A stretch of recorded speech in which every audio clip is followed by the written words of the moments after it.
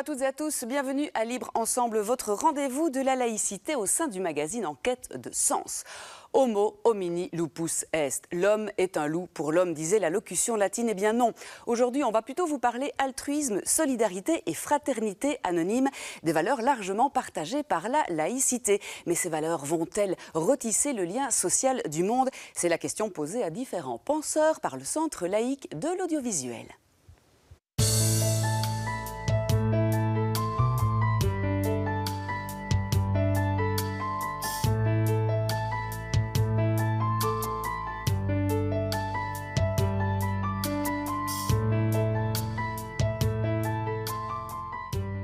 On connaît le rêve chrétien, qui est de tendre l'autre joue lorsque mon ennemi me frappe.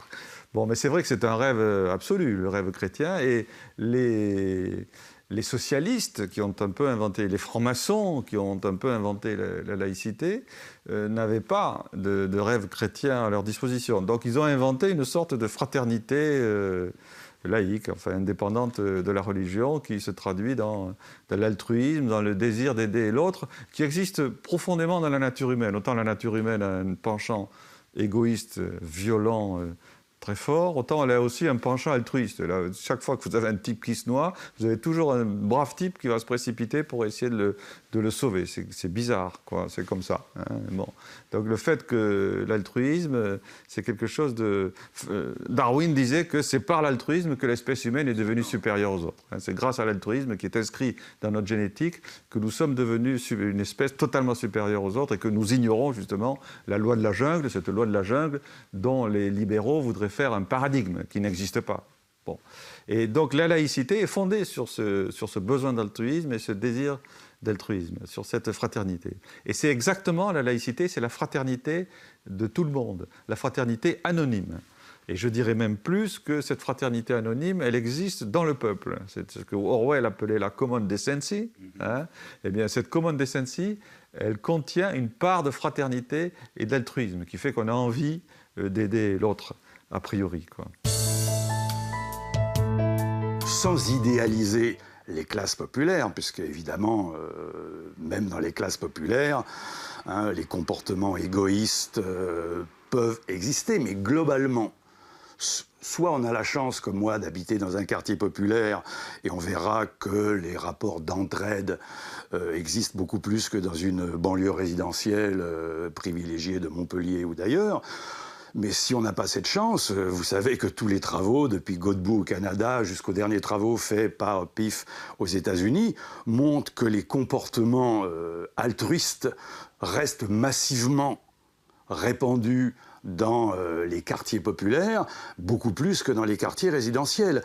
Et cela peut s'expliquer, c'est là où j'aurais ma sensibilité anarchiste, pour une raison très simple, c'est pas que l'homme des quartiers populaires serait par nature, au sens rousseauiste du terme, un être idéal. C'est un être complexe, capable du meilleur comme du pire, mais il reste dans les quartiers populaires des structures de vie commune, fondées sur l'anthropologie du don, qui, même s'ils sont sérieusement attaqués par la société moderne, rendent encore possible, entre voisins, des rapports d'échange symboliques. En général, quand quelqu'un vient vous demander de lui prêter son échelle, votre premier réflexe n'est pas lui dire « pour 2 heures, ça fera 20 €. Il y a encore cette structure. Tandis que quand vous devenez riche et puissant, ma grande théorie, qui est celle de tout l'anarchisme, c'est que la richesse et le pouvoir nous coupent de nos semblables. Incontestablement, la solidarité nationale par l'impôt ou par les cotisations sociales, c'est fondamental. L'initiative privée ne peut apporter qu'un complément. Mais ce complément peut être utile. Je ne dis pas qu'il soit toujours utile. Malheureusement, il y a des associations, il y a des fondations qui sont plus ou moins bien gérées. Mais ça peut être utile et naturellement, ça ne dispense pas de l'effort fiscal, de l'effort de cotisation. Cela étant, il ne faut pas non plus idéaliser la générosité. Je crois qu'on donne pour recevoir des satisfactions diverses. Je pense que dans générosité, dans don, il y a aussi échange et partage. Et je pense toujours au titre de ces 2 pièces de Claudel, le partage de midi et puis l'échange. S'il n'y a pas cette circulation, je dirais, de plaisir, on a un peu raté son but. Si on donne et qu'on est fondamentalement insatisfait, vaut mieux ne pas donner. Hein.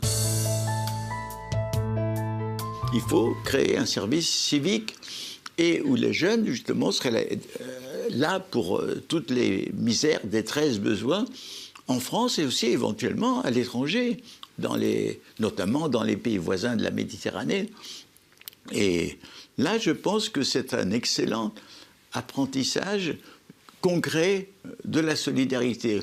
Parce que si la solidarité a disparu dans nos sociétés, ça ne veut pas dire que nous autres, nous ne soyons pas capables. Elle dort. J'ai dit que nous avons chacun en nous comme deux logiciels. Un logiciel égocentriste qui dit « moi d'abord », et qui est vital parce que ça nous amène à nous nourrir, à nous défendre, mais aussi un logiciel du « nous ». Et que dès le nouveau-né, il a besoin du sourire de la mère, d'être caressé, du regard. Et nous avons besoin d'amour, nous avons besoin d'affection, c'est vital. Et ce besoin du « nous » est sous-développé, alors que l'égocentrisme est surdéveloppé. Mais nous voyons même ces gens qui sont égoïstes. Quand ils ont vu au cinéma le tsunami, ils envoient des dons. Quand on a vu Haïti, les gens envoient des dons. Malheureusement, ces dons sont détournés et n'arrivent pas à destination, mais c'est un autre problème. Mais aussitôt, dès qu'on voit des femmes qui souffrent, des enfants abandonnés qui pleurent, il y a quelque chose qui se réveille, même chez nous, très loin. Et réveiller cette capacité de solidarité, c'est vital. Et donc j'essaie au maximum dans mes œuvres de dire nous sommes au temps où doit s'ouvrir la discussion la plus universelle sur des sujets qui en réalité nous préoccupent tous, parce que qu'est-ce que nous cherchons? Si je le dis comme Edgar Morin, je vais dire nous cherchons une politique de civilisation ou un projet de civilisation, c'est-à-dire quelque chose dans lequel on arrête de considérer que les problèmes sont les problèmes de l'Occident ou les problèmes de tel ou tel Orient, mais des questions fondamentales auxquelles nous sommes, ou des défis fondamentaux auxquels nous sommes aujourd'hui tous confrontés. Que nous puissions faire de chaque individu humain, de chaque être humain, un cœur de lien. C'est-à-dire quelqu'un qui va être, grâce à toutes les forces associées de la société et de la civilisation, tellement bien relié à nouveau à la nature, aux autres et à lui-même, va pouvoir développer son humanité, cultiver son humanité. Parce que ces liens, c'est ce que j'analyse dans le livre, sont des liens nourriciers, profondément nourriciers, sans lesquels on meurt. Parce que nous, les êtres humains, sans nos liens, sans le lien à l'autre, sans le lien d'inspiration de ce qui remonte du plus profond de moi-même et sans le lien à la nature, qu'est-ce que je suis? Rien du tout. L'être humain, c'est l'être qui n'est rien du tout seul.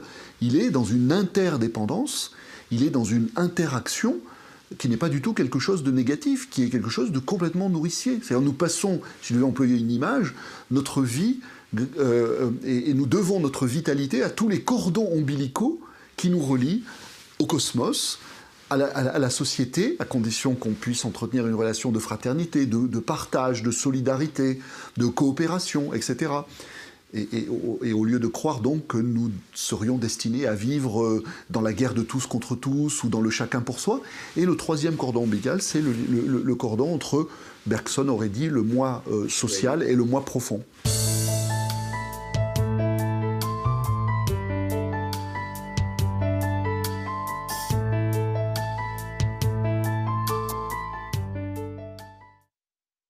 Un reportage du Centre laïque pour l'audiovisuel à revoir sur le site internet laïcité.be. On se retrouve la semaine prochaine pour un autre rendez-vous de la laïcité. À très bientôt.